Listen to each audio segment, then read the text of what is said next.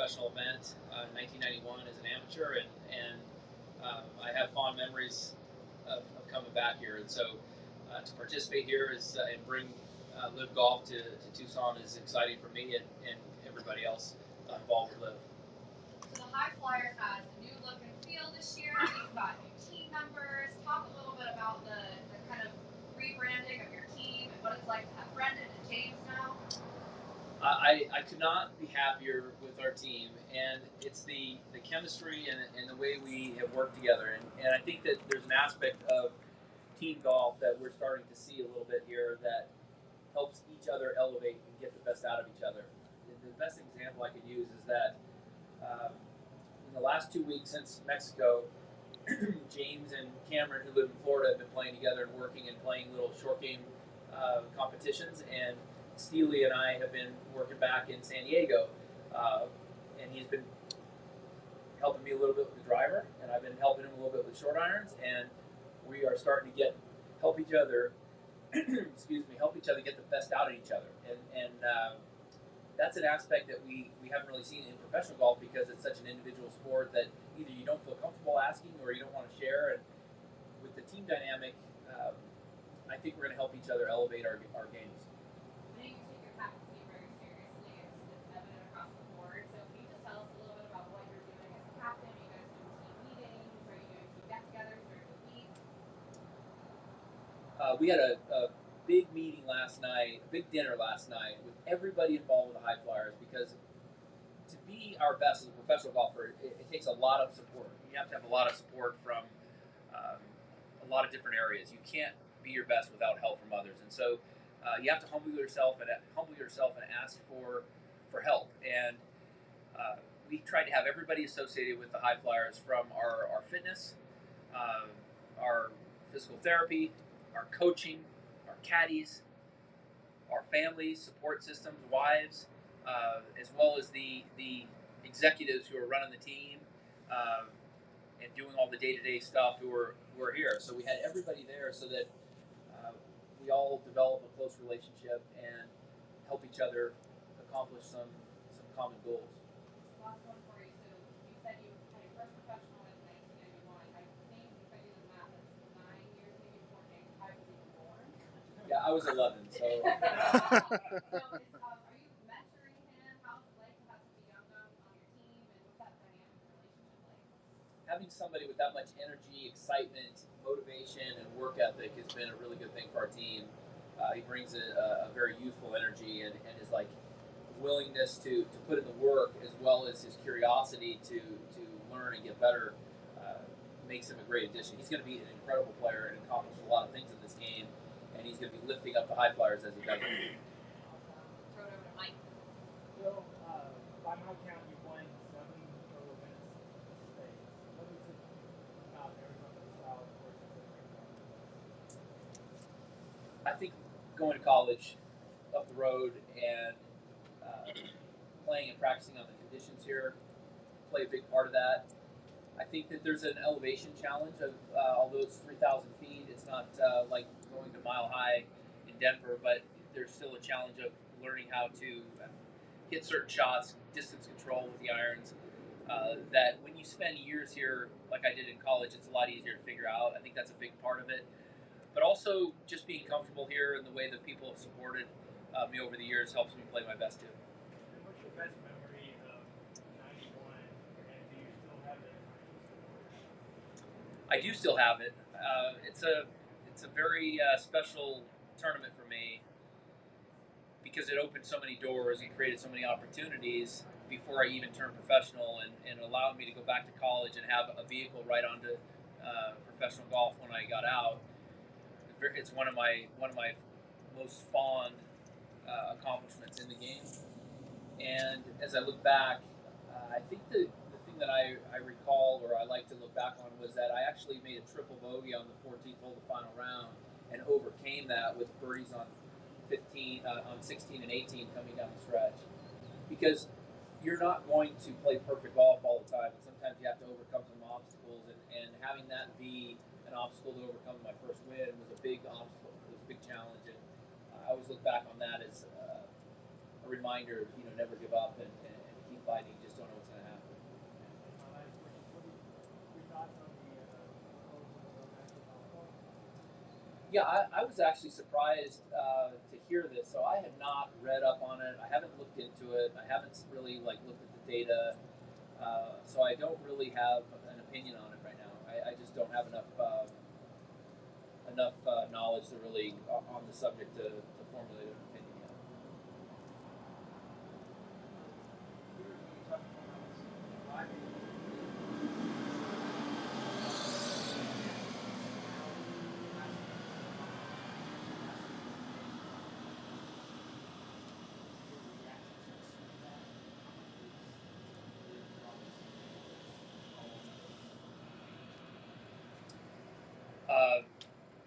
You asked that as a question. It should be more of a statement um, about the fingerprints and so forth. I think that it's really a good thing. I'm happy to see it. I'm happy to see it for the tour.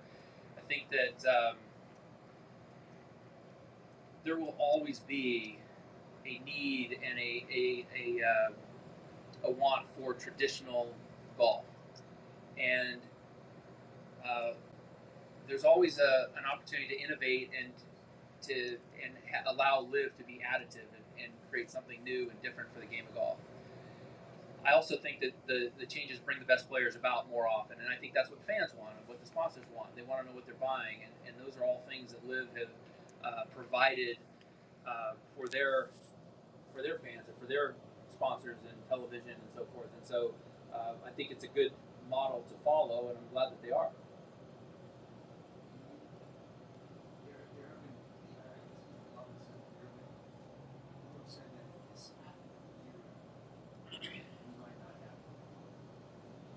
Well, then I'm thankful that it didn't happen a year ago, because I'm really happy with the way LIV has brought about new change to the game, because this team aspect is something that we really never saw as a possibility in golf until LIV came along. It's brought about a new energy for me. It's brought about a new dynamic, and my teammates and myself are helping each other be our best, and that's been a lot of fun playing practice rounds with them, going to dinner, hanging out. It's brought a lot more joy to professional golf experience, and I'm really appreciative that it's come about. So I'm glad that those changes didn't happen a year ago. Most players on the PGA Tour talk about majors, and important majors. You used to talk about that all the time as well. So how can you prepare for majors? Is LIV going to be maybe an impediment because your focus is going to be on your team so much, and not be able to prepare for your majors the same way? To bring the most value to your team, you've got to play your best, and so you still have to put in the work and shoot low scores. That's how you bring the value to your team as a player, and so that's not going to change. That'll be the same whether it's in team golf or individual golf. But the support system to help be your best is certainly a nice benefit. Um, we're all grateful that we're able to participate in the Masters and all the majors, because there was a lot of talk that might not happen, but here we are able to do that, and we're all grateful for that as well. So Phil, that LIV is, it's not even been a year yet from your first tournament from last year. So how do you feel like the progress has gone, and what do you see are the things that you still need to be working on? It has all happened so fast, and everything's got moved up a year because we had so much demand with so many top players coming over, that we ended up moving the league and the team aspect up a year. And so there's a lot happening. There's a lot of transition. There's a lot of kind of figuring things out as we go. But to think that we are where we are today in less than a year, it's beyond amazing. What do you miss? Needs to happen over the next year? Evolution. We'll just simply evolve, and when we see something that can be better, we have the fluidity to make the change and make it better. I don't know. I mean, there's a lot of specifics that we can look at and say, gosh, do we need to go to 72 holes to get World Golf ranking points, or do we need to, what do we need to do to be the best product, but really it comes down to how can we provide the best product to fans, to sponsors, and also this is a question that LIV has been asking that I haven't been asked in the last 32 years. How can we make this the best experience for the professionals as well? And that's what's exciting for us as players to be a part of this league. Do you think you will need to go to I don't know. Like I say, those are all things that we can look at and talk about, and we have, again, the fluidity to make changes if it's in the best interests of the players or of the league or for the fans or for the sponsors. But I don't feel that that's a pressing need right now. Otherwise, it would have been changed. But again, the great thing about this league is its fluidity and its ability to adapt and make changes and do things that quickly to make things better. Hey Phil, Teddy Fenton, Lucky Scholars over here for Good, Teddy. It's good to see you. My question is about your physical being. You talked about working with the team on the physical aspect, the mental aspect, the whole 9 yards. Can you share for the guys that are 50 or getting close and over what your secret is? Because you look great.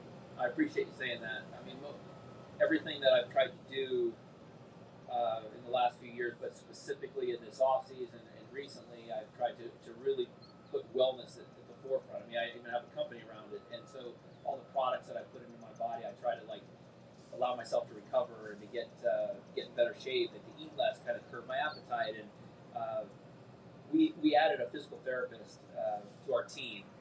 I haven't really had a physical therapist. I've had a trainer for a number of years. Sean Cochran's been with me for 20 years, and he's helped elongate my career. It's been a huge thing for me to be at 52 years old now without battling any physical injuries and being able to play.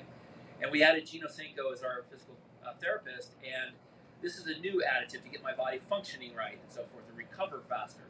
And then my job and responsibility is to make sure that the things I put inside my body allow me to do that. And as I've gotten older, I've had to take a lot more accountability for that, much more so than I did in my 20s and 30s. And I wish I had looked back and had the knowledge and had the education to implement those changes back then, because I don't like looking back and say, what if I had done that? But here I am today, and taking a lot more accountability and allowing myself to play and compete at a much higher level than a lot of people could at this age. Keep it up. Thank you. Thank you. How about the TV contract with CW? Finally got a TV contract. Ratings weren't fantastic to begin with. What's your expectation with that and how that's going?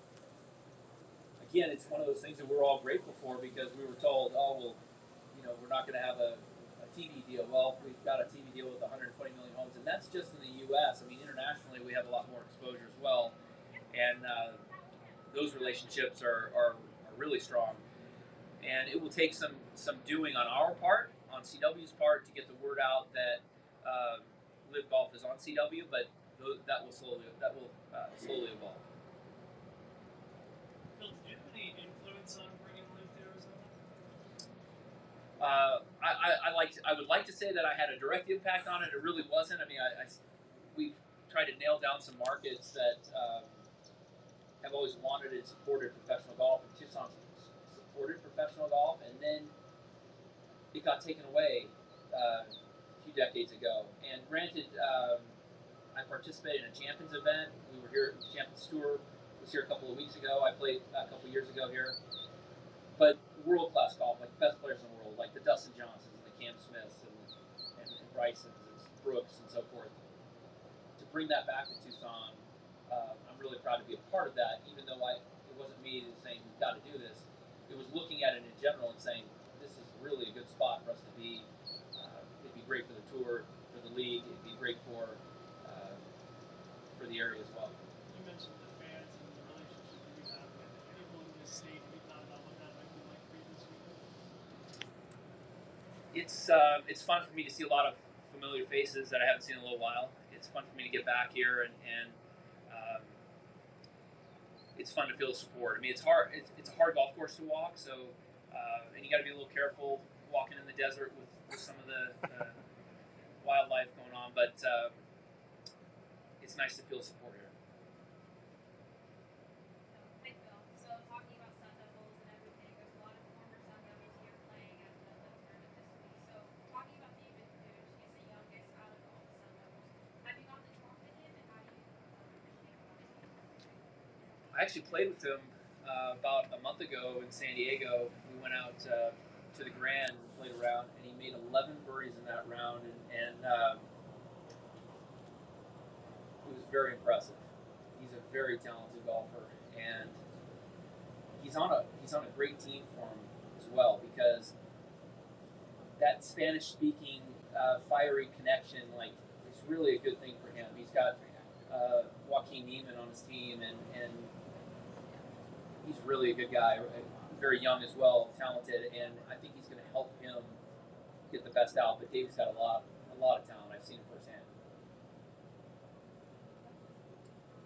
Phil, when the Masters come up, what are your expectations when the LIV golfers go to Augusta make PGA?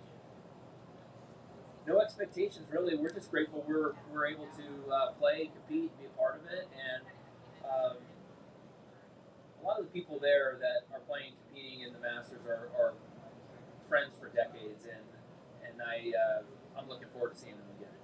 And what is the significance of getting Bryson, Cam Smith, and those guys to join the LIV? Well, it's massive.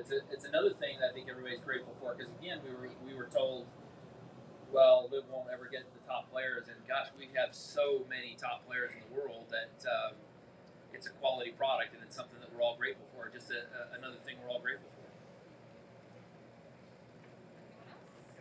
Phil, match play is going to be gone after next week, right, on the PGA Tour. Could you see a scenario where you can fill the void here? It's a perfect format and opportunity to fill the match play void, because the negative of the match play is that the most exciting days are earlier in the week, and then the fans and sponsors only have one or two matches to follow on the weekend, and the team aspect could make the match play much more exciting, because you would always have 3 matches in the finals, even if there were only 2 teams playing. You could have 6 matches if you had the third and fourth team playing for third place. And even if you have a blowout match, you still would have to win 2 out of 3 matches, and those other 2 matches would be coming down to the wire and create a lot of excitement. So there's an opportunity with the team dynamic that LIV Golf could have a match play scenario. It's certainly something that we're discussing as a possibility for the season-ending event. But we also want to make sure that we have enough golfers on the golf course, which has been the knock-on match play. So, Phil, why do you think LIV came to Tucson instead of Phoenix? I think it's a great opportunity. It's an opportunity to be in a market that is a golf market, supportive of professional golf, and hasn't had the highest level golf in the world in a while, and bring that back to a community that deserves it. So that's a big part of it, plus the quality of golf courses, the quality of the experience.